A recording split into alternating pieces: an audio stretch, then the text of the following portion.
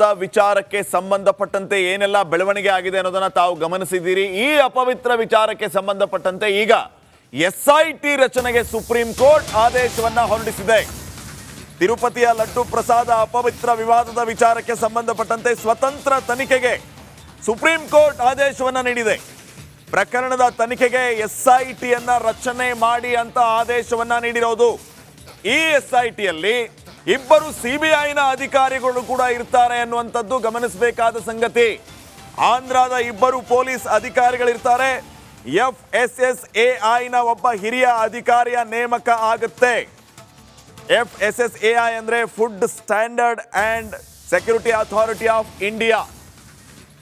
SIT ರಚನೆಗೆ supreme court ಈಗಾಗಲೇ ಆದೇಶವನ್ನು ಹೊರಡಿಸಿದೆ. ಸಿಬಿಐ ನಿರ್ದೇಶಕರಿಂದ ಈ ಎಲ್ಲ ಅಧಿಕಾರಿಗಳು ಏನು ತನಿಖೆಯನ್ನು ನಡೆಸ್ತಾರೆ ಆ ತನಿಖೆಯ ಮೇಲ್ವಿಚಾರಣೆ ನಡೆಯುತ್ತೆ ಸಿಬಿಐ ತಂಡದಿಂದ. ತಿರುಪತಿಯ ಲಡ್ಡು ಪ್ರಸಾದ ಅಪವಿತ್ರ ವಿವಾದದ ವಿಚಾರಕ್ಕೆ ಸಂಬಂಧಪಟ್ಟಂತೆ ತನಿಖೆ ನಡೆಯುತ್ತೆ. ಪ್ರತ್ಯೇಕ ತನಿಖೆಗೆ ಸುಪ್ರೀಂ ಕೋರ್ಟ್ ಆದೇಶವನ್ನ ಹೊರಡಿಸಿದೆ. ಎಸ್ಐಟಿ ರಚನೆ ಮಾಡಿ ಅಂತ ಹೇಳಿದೆ. ಆ ಎಸ್ಐಟಿಯಲ್ಲಿ ಇಬ್ಬರು ಎಸ್ಐಟಿ ಅಧಿಕಾರಿಗಳು, ಇಬ್ಬರು ಆಂಧ್ರ ಪೊಲೀಸ್, ಒಬ್ಬ food safety and standards authority of ಇಂಡಿಯಾದ ಅಧಿಕಾರಿ ಇರ್ತಾರೆ. ಕೂಡ ಹುಚ್ಚರು, ಇವರಿಬ್ಬರಿಗೂ ಹುಚ್ಚು ಹಿಡಿದಿದೆ ಅಂತ ಹೇಳಿ ಸಣ್ಣ ನೀರಾವರಿ ಸಚಿವ ಬೋಸರಾಜು ಈ ರೀತಿಯ ಹೇಳಿಕೆಯನ್ನು ಕೊಟ್ಟಿದ್ದಾರೆ. ಕಾರಣ ಇಷ್ಟೇ, ಸಿಎಂ ರಾಜೀನಾಮೆಯನ್ನ ಕೇಳಿದ್ದಕ್ಕೆ ಬೋಸರಾಜ್ ಗರಂ ಆಗಿ ಈ ರೀತಿ ಕುಮಾರಸ್ವಾಮಿ ಮತ್ತು ಆರ್ ಅಶೋಕ್ ವಿರುದ್ಧ ಕಿಡಿಕಾರಿದ್ದಾರೆ.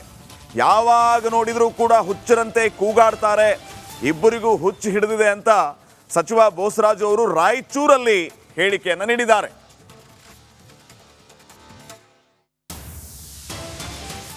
ಹುಚ್ಚಿಡ್ದಂಗೆ ಹಿಡಿದು ಏನು ಬೇಕೋ ಅದನ್ನು ಮಾತಾಡ್ತಾ ಇದ್ದಾರೆ.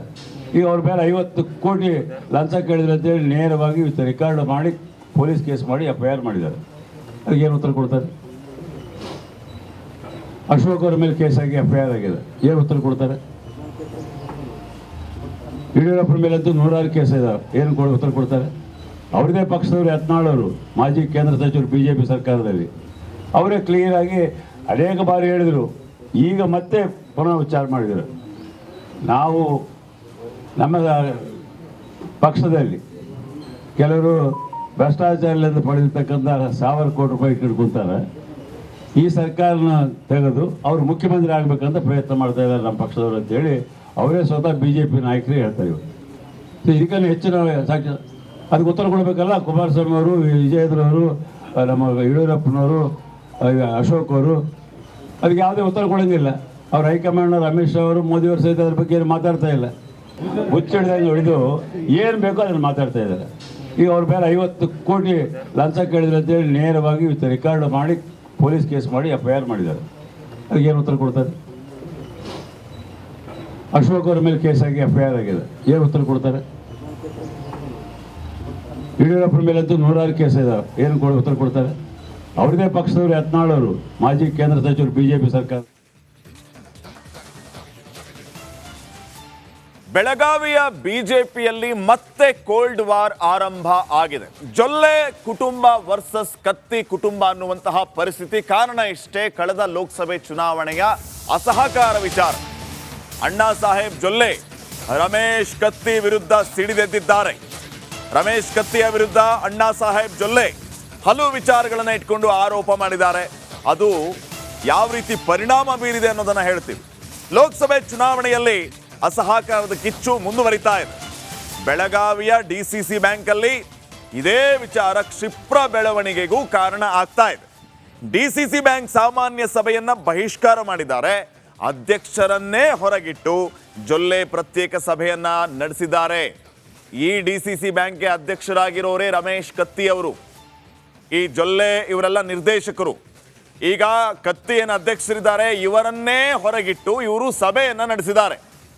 ಈ ರೀತಿಯ ಮುನಿಸಿಗೆ ಕಾರಣ ಲೋಕಸಭೆ ಚುನಾವಣೆಯಲ್ಲಿ, ಕಳೆದ ಲೋಕಸಭೆ ಚುನಾವಣೆಯಲ್ಲಿ ಪ್ರಿಯಾಂಕ ಜಾರಕಿಹೊಳಿ ವಿರುದ್ಧ ಅಣ್ಣಾ ಸಾಹೇಬ್ ಜೊಲ್ಲೆ ಅವರು ಸೋತರು ಚಿಕ್ಕೋಡಿ ಲೋಕಸಭಾ ಕ್ಷೇತ್ರದಿಂದ. ಇವರ ಅಸಹಕಾರದಿಂದ ಈ ರೀತಿ ಆಯಿತು ಅನ್ನುವಂಥ ನೋವು ಜೊಲ್ಲೆ ಅವರಿಗಿದೆ. ಹೀಗಾಗಿ ಅದರ ಪರಿಣಾಮ ಇಲ್ಲಿಯೂ ಕೂಡ ಮುಂದುವರಿತಾ ಇದೆ. ರಮೇಶ್ ಜಾರಕಿಹೊಳಿ, ಬಾಲಚಂದ್ರ ಜಾರಕಿಹೊಳಿ ನೇತೃತ್ವದಲ್ಲಿ ಸಭೆ ನಡೆದಿದೆ. ಉಪಾಧ್ಯಕ್ಷರು ಸೇರಿ ಈ ಎಲ್ಲ ನಿರ್ದೇಶಕರು ಪ್ರತ್ಯೇಕ ಸಭೆಯನ್ನ ನಡೆಸಿದ್ದಾರೆ ರಮೇಶ್ ಕತ್ತಿ ಅವರನ್ನ ಹೊರಗಿಟ್ಟು. ಈ ಬಗ್ಗೆ ಇನ್ನಷ್ಟು ಮಾಹಿತಿಯನ್ನ ನೀಡ್ತಾರೆ ನಮ್ಮ ಬೆಳಗಾವಿ ಪ್ರತಿನಿಧಿ ಮೈಲಾರಿ ಪಟಾತ್. ಈಗ ನೇರ ಸಂಪರ್ಕದಲ್ಲಿ ಜಾಯ್ನ್ ಆಗ್ತಾ ಇದ್ದಾರೆ. ಮೈಲಾರಿ ಪಟಾತ್, ರಮೇಶ್ ಕತ್ತಿ ಇದನ್ನು ಯಾವ ರೀತಿ ನೋಡ್ತಾ ಇದ್ದಾರೆ? ಅವರ ಮಾತುಗಳನ್ನು ನಾವು ಅನೇಕ ಸಾರಿ ಕೇಳಿಸ್ಕೊಂಡಿದ್ದೀವಿ. ಇಂಥವುದಕ್ಕೆಲ್ಲ ನಾನು ಬಗ್ಗವನಲ್ಲ ಅಂತ ಹೇಳ್ತಿರ್ತಾರೆ ಅವರು. ಈಗ ರಮೇಶ್ ಕತ್ತಿ ಅವರನ್ನೇ ಆಚೆ ಇಟ್ಟು ಪ್ರತ್ಯೇಕ ಸಭೆಯನ್ನ ನಡೆಸಿರೋದು, ಇದಕ್ಕೆ ಕಾರಣ ಏನೋದು ಒಂದು, ಅದರ ಜೊತೆಗೆ ಇದನ್ನ ಅವರು ಯಾವ ರೀತಿ ಎದುರಿಸ್ತಾರೆ ಅಂತ.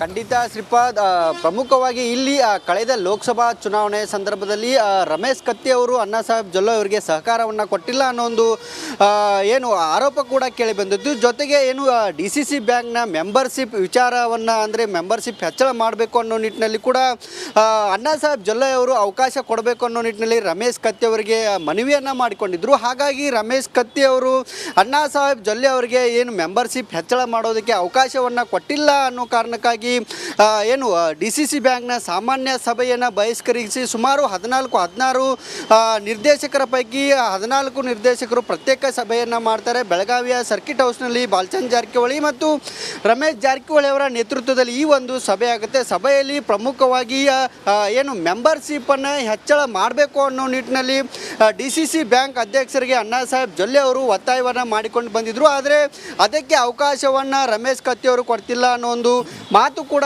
ಕೇಳಿ ಬಂದಿದ್ದು. ಹೀಗಾಗಿ ಇನ್ನೂ 1 ವರ್ಷ ಅಂದರೆ ಮುಂದಿನ 1 ವರ್ಷದ ಅವಧಿಯಲ್ಲಿ DCC ಬ್ಯಾಂಕ್ ಚುನಾವಣೆ ಆಗುತ್ತೆ. ಅದಕ್ಕೂ ಮುಂಚೆ ಕೂಡ DCC ಬ್ಯಾಂಕ್ನ ಸದಸ್ಯರ ನೇಮಕ ಮೆಂಬರ್ಶಿಪ್ ಆಗಬೇಕು. ಅವರು ಅಂದಾಗ ಆ ಚುನಾವಣೆಯಲ್ಲಿ ಭಾಗಿಯಾಗಬೇಕು ಅನ್ನೋ ನಿಟ್ಟಿನಲ್ಲಿ ರೂಲ್ಸ್ ಇದೆ. ಹಾಗಾಗಿ ಈಗ ಅಂದರೆ ಈ ಸಂದರ್ಭದಲ್ಲಿ ಮೆಂಬರ್ಶಿಪ್ಗೆ ಅವಕಾಶವನ್ನು ಕೊಟ್ಟಿದ್ದೆ ಆದರೆ ಅದು ಗೊಂದಲಕ್ಕೆ ಕಾರಣ ಆಗುತ್ತೆ ಅನ್ನೋ ಒಂದು ಕಾರಣ ಇದ್ದರೂ ಕೂಡ ಇದು ಇಬ್ಬರ ನಡುವಿನ ವೈಮನಸ್ಸು. ಅಂದರೆ ಕಳೆದ ಲೋಕಸಭಾ ಚುನಾವಣೆಯಲ್ಲಿ ಇಬ್ಬರ ನಡುವೆ ಸಾಕಷ್ಟು ವೈಮನಸ್ಸಿತ್ತು ಮತ್ತು ಅಣ್ಣಾ ಸಾಹೇಬ್ ಜೊಲ್ಲೆ ಅವರಿಗೆ ಚಿಕ್ಕೋಡಿ ಲೋಕಸಭಾ ಕ್ಷೇತ್ರದಲ್ಲಿ ಕಳೆದ ಲೋಕಸಭಾ ಚುನಾವಣೆ ಸಂದರ್ಭದಲ್ಲಿ ರಮೇಶ್ ಕತ್ತಿ ಅವರು ಏನು ಸಹಕಾರ ಮಾಡಿಲ್ಲ, ತಮ್ಮ ಪ್ರಚಾರದಲ್ಲಿ ಭಾಗಿಯಾಗಿಲ್ಲ ಮತ್ತು ನಮಗೆ ಒಳೆಯೇಟನ್ನು ಕೊಟ್ಟಿದ್ದಾರೆ ಅನ್ನೋ ಒಂದು ಏನು ಮಾಹಿತಿ ಕೂಡ ಇತ್ತು. ಇದರಿಂದ ಆಗಲಿಂದ ಕೂಡ ಈವರೆಗೂ ಕೂಡ ರಮೇಶ್ ಕತ್ತಿ ವಿರುದ್ಧ ಅಣ್ಣಾ ಸಾಹೇಬ್ ಜೊಲ್ಲೆ ಕತ್ತಿಯನ್ನು ಮೈಸಿದ್ದಾರೆ. ಒಂದು ಮೂಲಗಳ ಪ್ರಕಾರ ಈಗಾಗಲೇ ರಮೇಶ್ ಕತ್ತಿ ವಿರುದ್ಧ ಏನು ಕೇಂದ್ರ ಸರ್ಕಾರಕ್ಕೂ ಅಣ್ಣಾ ಸಾಹೇಬ್ ಜೊಲ್ಲೆ ಅವರು ಪತ್ರವನ್ನು ಬರೆದಿದ್ದಾರೆ. ಇಲ್ಲಿ ಸಾಕಷ್ಟು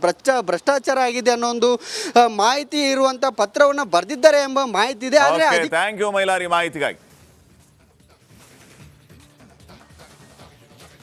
ಒಂದ್ ಕಡೆ ಕರ್ನಾಟಕ ಕಾಂಗ್ರೆಸ್ನಲ್ಲಿ ಒಳಗೊಳಗೆ CM ಚೇರ್ ಕದನ ಜೋರಾಗಿದೆ. ಈ ರೀತಿಯ ಕದನ ಇದ್ದಾಗಲೇ ಮಲ್ಲಿಕಾರ್ಜುನ್ ಖರ್ಗೆ ಅವರನ್ನ ಸತೀಶ್ ಜಾರಕಿಹೊಳಿ ಅವರು ಭೇಟಿಯಾಗಿದ್ದಾರೆ. ಈ ಭೇಟಿಯೇ ಈಗ ಭಾರಿ ಕುತೂಹಲಕ್ಕೆ ಕಾರಣ ಆಗ್ತಾ ಇದೆ. ಸತೀಶ್ ಜಾರಕಿಹೊಳಿ ಅವರು ಖರ್ಗೆ ಅವ್ರನ್ನ ಯಾಕೆ ಭೇಟಿಯಾದ್ರು? ಈ ರೀತಿ ದಿಢೀರ್ ದೆಹಲಿಗೆ ಪ್ರಯಾಣ ಬೆಳೆಸಿದ್ಯಾಕೆ ಜಾರಕಿಹೊಳಿ ಅವರು? ಮಲ್ಲಿಕಾರ್ಜುನ್ ಖರ್ಗೆ ಅವರನ್ನ ಸಚಿವ ಸತೀಶ್ ಜಾರಕಿಹೊಳಿ ಅವರು ಭೇಟಿಯಾಗಿದ್ದಾರೆ. ರಹಸ್ಯ ಮಾತುಕತೆಯನ್ನು ನಡೆಸಿದ್ದಾರೆ. 1 ಗಂಟೆಗೂ ಹೆಚ್ಚು ಕಾಲ ರಹಸ್ಯ ಚರ್ಚೆಯನ್ನು ನಡೆಸಿದ್ದಾರೆ. ಸತೀಶ್ ಜಾರಕಿಹೊಳಿ ಅವರ ಹೆಸರು CM ರೇಸ್ನಲ್ಲಿ ಪ್ರಬಲವಾಗಿ ಕೇಳಿ ಬರುತ್ತಿದೆ.